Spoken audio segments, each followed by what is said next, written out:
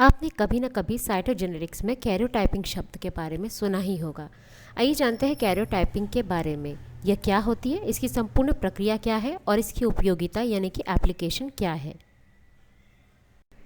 Karyotyping एक laboratory technique है जिसका उपयोग जेनेटिक्स में किसी व्यक्ति या जीव के क्रोमोसोम की एनालिसिस करने के लिए किया जाता है। क्रोमोसोम प्रत्येक कोशिका के न्यूक्लियस में पाई जाने वाली धागे जैसी संरचनाएं हैं और जीन के रूप में आनुवंशिक जानकारी दे सकता है।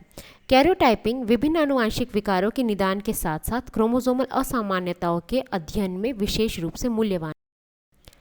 अब देखते हैं इसके प्रोसीजर। इसके लिए सबसे पहले सैंपल कलेक्शन किया जाता है, फिर इन सैंपल से सेल्स को हार्वेस्ट करके सेल कल्चर किया जाता है। सेल कल्चर करने के बाद क्रोमोसोम हार्वेस्टिंग की जाती है।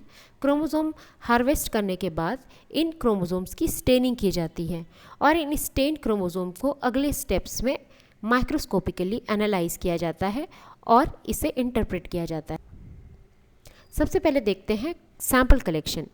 कोशिकाओं का एक नमूना व्यक्ति से एकत्र किया जाता है जो आमतौर पर ब्लड सैंपल, एमनियोटिक फ्लूइड और बोन मैरो हो सकता है। एमनियोटिक फ्लूइड का इस्तेमाल जनरली प्रीनेटल डायग्नोसिस के लिए किया जाता है। इसके अलावा अन्य ऊतकों यानी कि टिश्यू के माध्यम से भी सैंपल कलेक्ट किया जा सकता है। इसके बाद इन सेल्स का कल्चर किया जाता है। इन कलेक्टेड सेल्स को किसी पर्टिकुलर मीडिया में संवर्धित यानी कि कल्चर किया जाता है। यह कदम इसलिए ज़रूरी है कि क्रोमोसोमल एनालिसिस के लिए बहुत सारी नंबर ऑफ सेल्स का होना ज़रूरी है और इसीलिए हमें नंबर ऑफ सेल्स बढ़ानी पड़ती है। इसके अगले स्टेप में हम इनसे आइसोलेटेड क्रोमोसोम की हार्वेस्टिंग करते हैं। ऐसा करने के लिए हमें सेल साइकिल को किसी एक उचित चरण पर रोकना पड़ता है। ये आमतौर पर मेटाफेज होता है और मेटाफेज स्टेज में सेल साइकिल को रोकने के लिए कॉल्चिसिन जैसे सब्सटेंसेस का इस्तेमाल किया जाता है। मेटाफेज में हमें क्रोमोसोम को इसीलिए देखना सही होता है क्योंकि मेटाफेज में क्रोमोसोम ज़्यादातर संघनित यानी कि कंडेंस्ड फॉर्मेट में दिखाई देते हैं। इसका अगला स्टेप है क्रोमोसोमल स्टेनिंग एंड एनालिसिस।